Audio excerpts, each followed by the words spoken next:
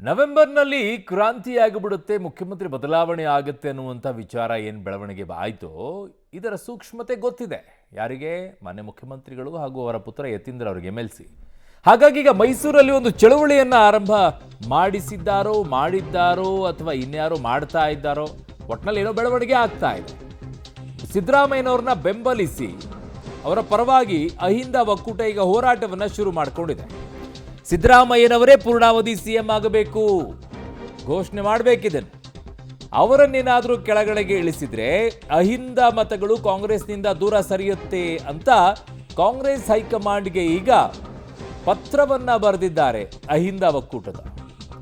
ಪತ್ರ ಚಳುವಳಿ ನಡೆಸುವಂತ ಕೆಲಸವನ್ನ ಅಹಿಂದ ಹೋರಾಟಗಾರರು ಮಾಡಿದ್ದಾರೆ. ಕಾಂಗ್ರೆಸ್ ಹೈಕಮಾಂಡ್ ತಕ್ಷಣವೇ ಸಿದ್ದರಾಮಯ್ಯನವರನ್ನೇ ಪೂರ್ಣಾವಧಿ CM ಅಂತ ಘೋಷಣೆ ಮಾಡಬೇಕು ಅಂತ ಆಗ್ರಹಿಸಿದ್ದಾರೆ. ಹಾಗಾಗಿ ಪತ್ರ ಚಳುವಳಿಯನ್ನ ಆರಂಭಿಸಿದ್ದಾರೆ ಅಹಿಂದ ಒಕ್ಕೂಟದವರು.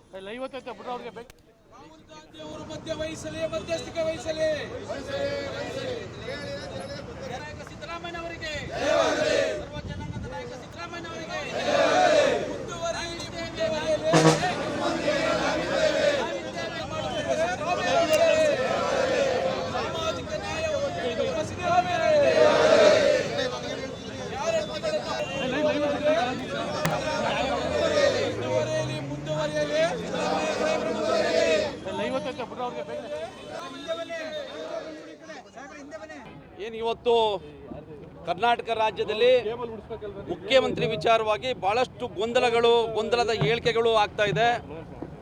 ಬಿಜೆಪಿ ಮತ್ತು ನಮ್ಮ ಕಾಂಗ್ರೆಸ್ ಪಕ್ಷದ ಕೆಲವು ನಾಯಕರುಗಳು ಗೊಂದಲವನ್ನು ಸೃಷ್ಟಿ ಮಾಡುವಂಥ ಕೆಲಸ ಆಗ್ತಾ ಇದೆ.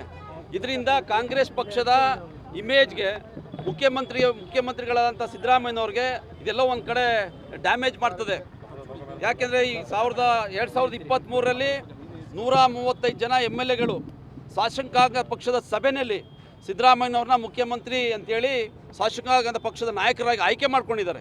2.5 ವರ್ಷಗಳ ಕಾಲ ಭಾಳ ಅತ್ಯಂತ ಯಶಸ್ವಿಯಾಗಿ ಗ್ಯಾರಂಟಿ ಯೋಜನೆಗಳನ್ನ ಜನಕ್ಕೆ ಕೊಡೋದ್ರ ಮೂಲಕ ಸಾಮಾಜಿಕ ನ್ಯಾಯವನ್ನು ಹಂಚಿಕೆ ಮಾಡ್ತಾ ಇದ್ದಾರೆ.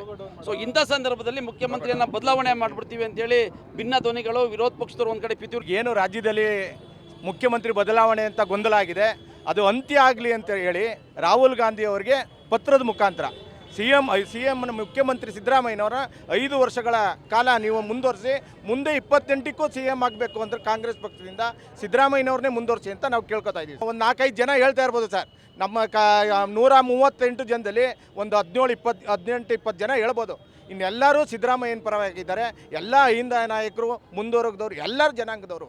ಇವತ್ತು ಹಿಂದುಳಿದವರು ಇವತ್ತು ಸಿದ್ದರಾಮಯ್ಯವ್ರು ನೋಡೇ ಇವತ್ತು ಓಟ್ ಹಾಕಿರುವುದು. ಶೋಷಿತ ಸಮುದಾಯಗಳು ಸಿದ್ದರಾಮಯ್ಯನ ನಮ್ಮ ಅಸ್ಮಿತೆ ಒಬ್ಬರು ಸಿದ್ದರಾಮಯ್ಯನ ಒಂದೇ ವಿಚಾರವಾಗಿ ಇವತ್ತು 70-80% ಇವತ್ತು ಏನು ಓಟ್ ಹಾಕಿದ್ದಾರೆ ಅಹಿಂದನವರು, ಸಿದ್ದರಾಮಯ್ಯನ ಉಳಿಸ್ಕೋಬೇಕು ಅಂತಾನೆ ಮುಂದೆ 5 ವರ್ಷ ಆಗ್ತಾರೆ ಅಂತಾನೆ ಆ ಸಮುದಾಯಗಳು ಓಟ್ ಹಾಕಿದ್ದು. ನನ್ನ ಸಹೋದ್ಯೋಗಿ ಮೈಸೂರು ಪ್ರತಿನಿಧಿ KP ನಾಗರಾಜ್ ನನ್ನ ಸಂಪರ್ಕಕ್ಕೆ ಸಿಗ್ತಾ ಇದ್ದಾರೆ.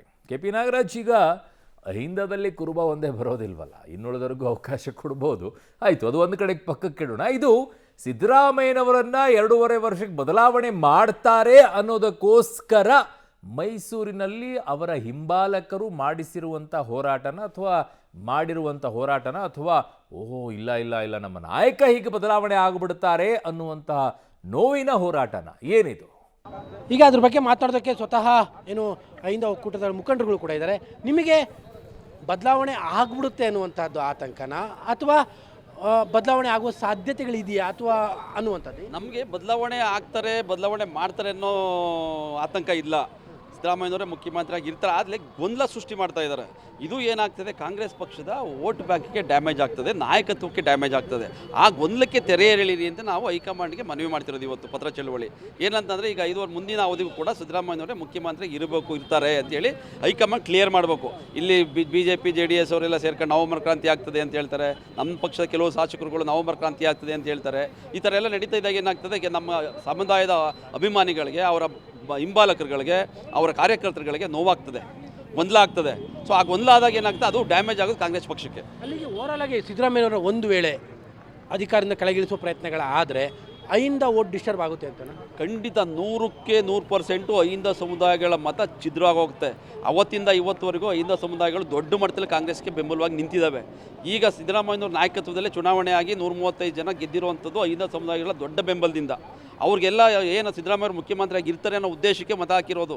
ಇವರೆಲ್ಲ ಏನಾಗ್ತದೆ, ಚೇಂಜ್ ಮಾಡೋ ಏನಾದ್ರು ಬದಲಾವಣೆ ಮಾಡೋ ಆಲೋಚನೆ ಮಾಡಿದ್ರೆ, ಬದಲಾವಣೆ ಮಾಡೋದಲ್ಲ ಮಾಡೋ ಆಲೋಚನೆ ಮಾಡಿದ್ರೆ ಇಡೀ ಅಹಿಂದ ಸಮುದಾಯದ ಮತ ಬ್ಯಾಂಕ್ಗಳು ಒಡೆದೋಗ್ತದೆ, ಛಿದ್ರ ಆಗ್ತದೆ. ಅದು ಕಾಂಗ್ರೆಸ್ ಪಕ್ಷಕ್ಕೆ ಮುಂದಿನ ಚುನಾವಣೆಯಲ್ಲಿ ಭಾಳ ದೊಡ್ಡ ಮಟ್ಟದಲ್ಲಿ ಆಘಾತ ಉಂಟು ಮಾಡ್ತದೆ. ಕಾಂಗ್ರೆಸ್ ಹೈಕಮಾಂಡ್ಗೆ ಗೊತ್ತಿಲ್ಲ ಅನ್ಕೋತೀರಾ ಅಹಿಂದ ಸಿದ್ದರಾಮಯ್ಯನವರ ಶಕ್ತಿ ಇಳಿಸ್ಬಿಟ್ರೆ ಏನಾಗ್ಬಿಡುತ್ತೆ?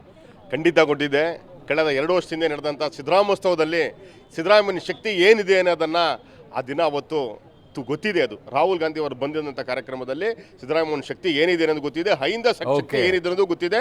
ಹಾಗಾಗಿ ಅದನ್ನು ಇಲ್ಲಿ ಇರುವಂಥ ವಿರೋಧ ಪಕ್ಷಗಳು ಕಾಂಗ್ರೆಸ್ ಮತ್ತು JDS ಆ್ಯಂಡ್ BJP ಅವರು ದಿನ ಬೆಳಗ್ಗೆ ಕುಂತ್ಕೊಂಡಿದ್ದೇನೆ, ಸಿದ್ದರಾಮಯ್ಯ ಅವರು ಈಗ ಇಳಿದೋಯ್ತಾರೆ, ನಾಳೆ ಇಳಿದೋಯ್ತಾರೆ, ಮುಂದಿನ ತಿಂಗಳು ಇಳಿದೋಯ್ತಾರೆ ಅಂತ ಈ ವಿಚಾರನ ಹೈಕಮಾಂಡ್ ಅವರು ಇದಕ್ಕೆ ತೆರೆ